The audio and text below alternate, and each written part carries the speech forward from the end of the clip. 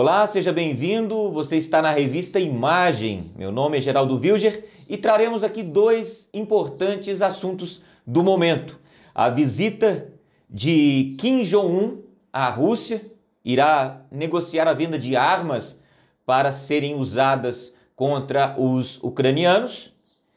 E também o outro assunto é referente ao cenário político brasileiro.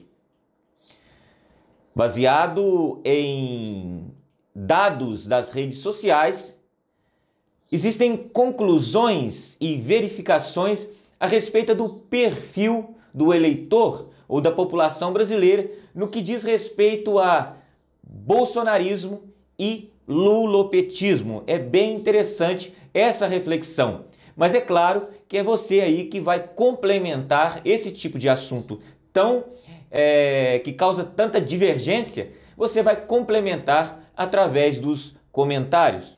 Muito obrigado também às 1.500.000 pessoas, que é a média de pessoas alcançadas pelos vídeos, reportagens, e podcasts aqui dessa página. Nós estamos no momento com 126 mil seguidores. Conto com você também para verificar se está seguindo nossa página, porque isso é muito importante para que essa interação exista. Também gostaria de comunicar com muita alegria, com muito orgulho, que fui convidado para começar a gravar também uma vez por mês em São Paulo. Então nós teremos lá um estúdio à nossa disposição em formato de podcast, onde faremos reportagens e entrevistas, com políticos, com autoridades, com pessoas relevantes ali na região do estado de São Paulo. Então, eu desde já agradeço também a grande quantidade de paulistas que nos acompanham aqui na página. Vamos seguir então para o tema principal aqui do vídeo, que é essa reflexão sobre bolsonarismo e lulopetismo. A base desse levantamento foi feita justamente nas redes sociais. Uma criação de perfis de eleitores, perfis ideológicos em relação a essas duas instâncias que insistem em polarizar, a política brasileira, o que não tem tanto mal assim. Não tem tanto mal assim, tem lá suas desvantagens. O que acontece é o seguinte: você com certeza que está aí, você pode se identificar hoje entre quatro posições, tá? Você pode estar em quatro grupos e não em dois, como muitos pensam. Muitos acreditam que no Brasil só existe bolsonarista e lulopetista. Não é assim, não é exatamente assim. São quatro grupos. Do lado do governo, daqueles que procuram elogiar o governo naquilo que se acerta, que evitam criticar o governo naquilo que o governo erra. Desse lado existe uma pessoa que é extremamente fanática por Lula ou pela esquerda. Essa característica também existe do lado que muitos chamam de bolsonarista. Existe aquela pessoa que está completamente ligada à figura de Bolsonaro. Mas a divisão do cenário político brasileiro não se limita por isso, porque existe aquele que está feliz com o governo do PT, está feliz com a presença de Lula, mas ele não está ali, não é um soldado do exército ideológico de Lula. Ele apenas preferiu esse resultado na eleição. Ele consegue conversar com pessoas que têm ideias diferentes, sem brigar. Ele não chama todos os adversários com aqueles adjetivos que nós não podemos falar aqui no vídeo, entendeu? Ele é do lado, se sente bem do lado do governo, defendendo as ideias do governo, mas não é uma pessoa extremamente bitolada a respeito disso. Já do outro lado, daqueles que estão insatisfeitos com o governo, daqueles que depositaram a sua confiança em outro candidato no primeiro turno da eleição passada e no segundo turno da eleição passada para Bolsonaro, que era a opção que se tinha, né? Essas pessoas também não são todos unicamente bolsonaristas, de forma alguma, tá? Existem entre as pessoas que estão insatisfeitas ou que estão enxergando falhas graves no governo, como, por exemplo, o excesso de gastos e a quantidade gigantesca de ministérios, né, para abrigar apadrinhamento político. Isso está sendo visto por pessoas, né, de dois grupos. Um deles, obviamente, são os bolsonaristas, que são, sim, um grupo muito forte, tanto politicamente como ideologicamente. E existe também aquele que não se encaixa ao perfil de bolsonarista, mas ele é contra o governo, ele é contra o PT. Digamos que esse é o antipetista de antes de Bolsonaro.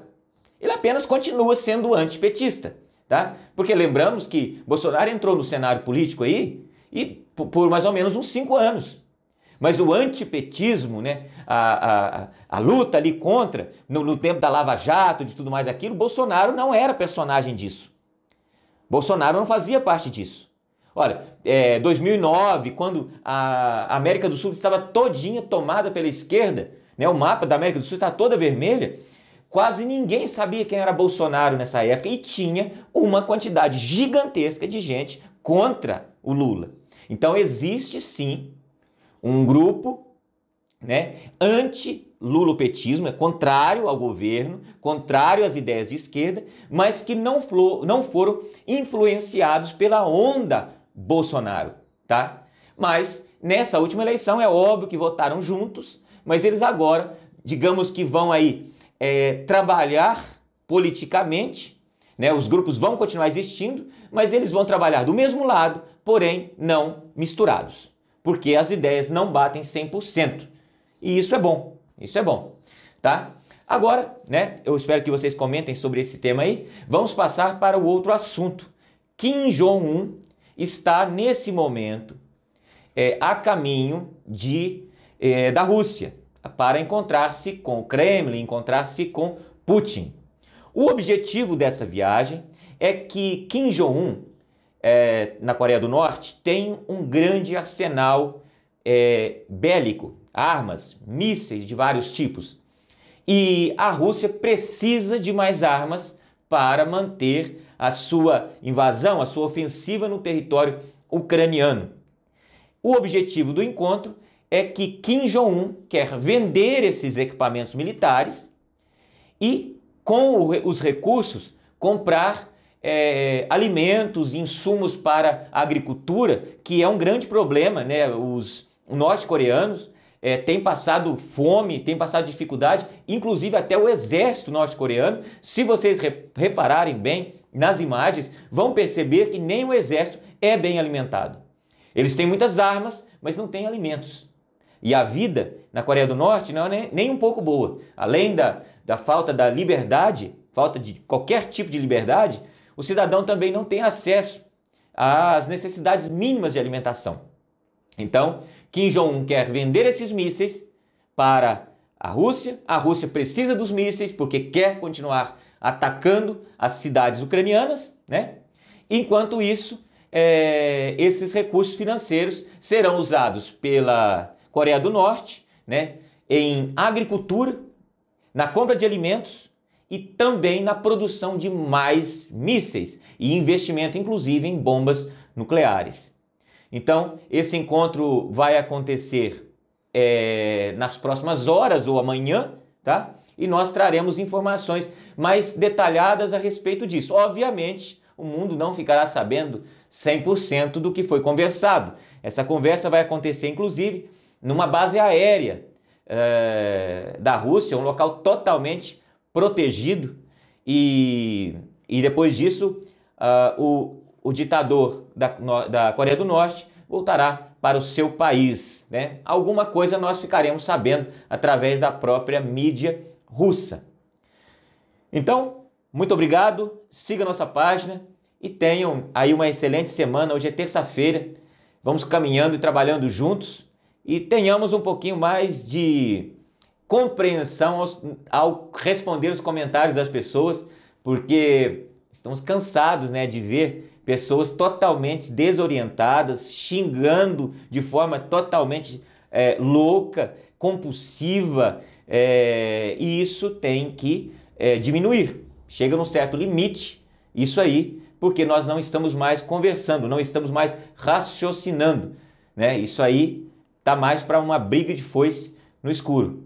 Valeu, obrigado, até mais.